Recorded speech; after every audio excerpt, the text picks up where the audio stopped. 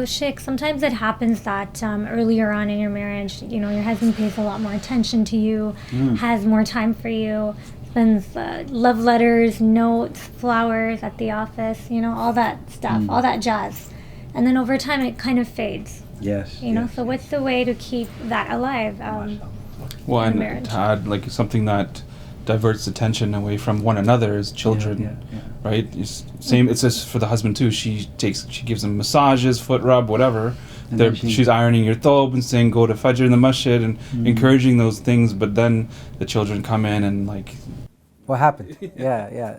What happened to those massages and all the time? Yeah. So you see, there's an ayah in the Quran, very, very beautiful ayah in the Quran, Surah Al-Rum, verse number 21. What Allah Azza wa Jalla says about the ayah. You see, when Allah Azza wa Jalla talks about signs, ayat in Arabic is a sign. It's like, the Quran, when we read the Quran, we read in ayat. We call them ayat. One of the signs of Allah is the alternation of the day and night. وَمِنْ آيَاتِهِ, from the signs of Allah is the day, the night, the moon, the sun. These are all ayat of ayatillah subhanahu wa ta'ala. One of the ayat of Allah Azza wa Jal is the spouse.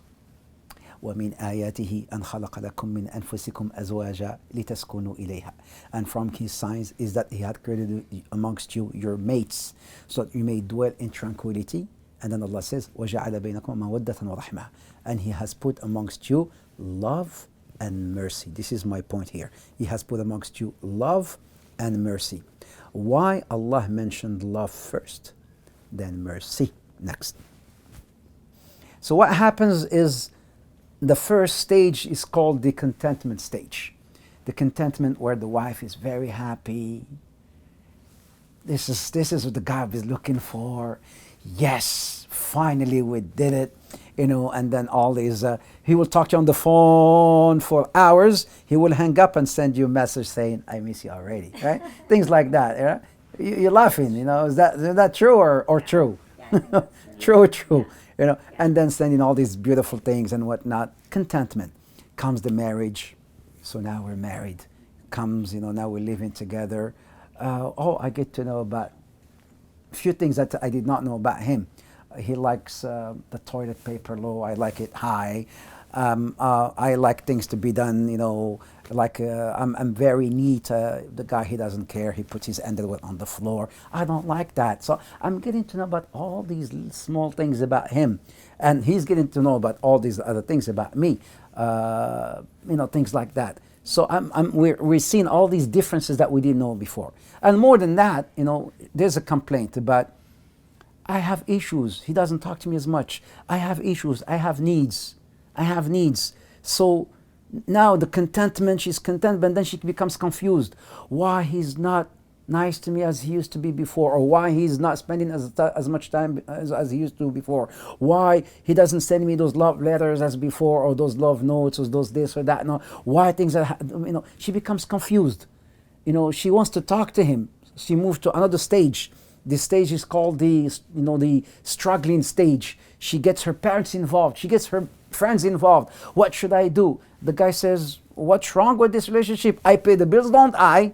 Don't I work the whole day, just so I can make a living and whatnot? Isn't that, so what is your problem? I'm not a drunkard. I don't get into drugs.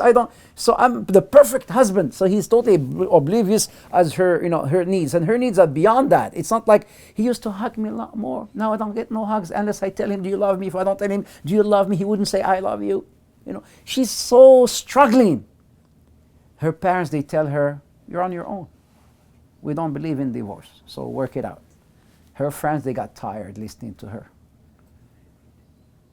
And then she moves into another, because now at this point, the husband becomes, she's miserable, khalas, miserable. He becomes, if she decides to stay with him, he's just the father of the kids, basically. He's nobody. Yeah. And then she moves into that point of no return. The point of no return is not necessarily divorce, by the way. Could be she goes insane. It could be she would, may Allah forbid, goes and commits suicide. A lot of things like that happen. And then when she reaches that point of return, and I always say, until the stage of miserable stage, we can still fix the marriage. But once she goes into the stage of point of no return, counseling won't help no more. Khalas, she's done. It's guys too that can happen. And then it goes into the guy now. Because when she says, I want divorce, or khalas, I'm going to die, or whatnot, then he goes into the confusion state. What is wrong with her? What's happening? Am I not? And then he struggles. Now he struggles. Now he goes, struggles. Let's go to the Sheikh Riad now. Let's go to Sheikh Riad. Let's go to... She does not need counseling no more. She's done. She's cooked. Khalas, she's point that point. And then he goes into the miserable state. Help. Somebody help. Somebody help.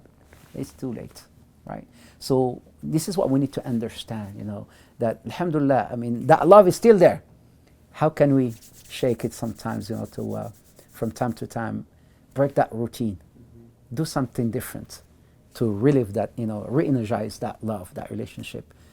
Surprise her from time to time, surprise him from time to time.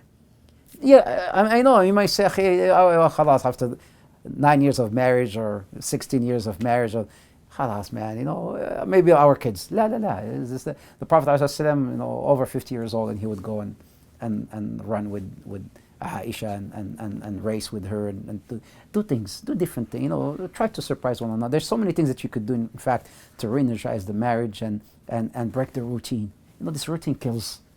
It makes the marriage boring.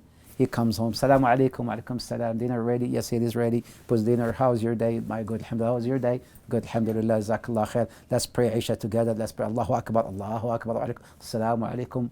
The other Salaamu alaikum in bed. I'm going to bed. The next day, khalas, the same thing.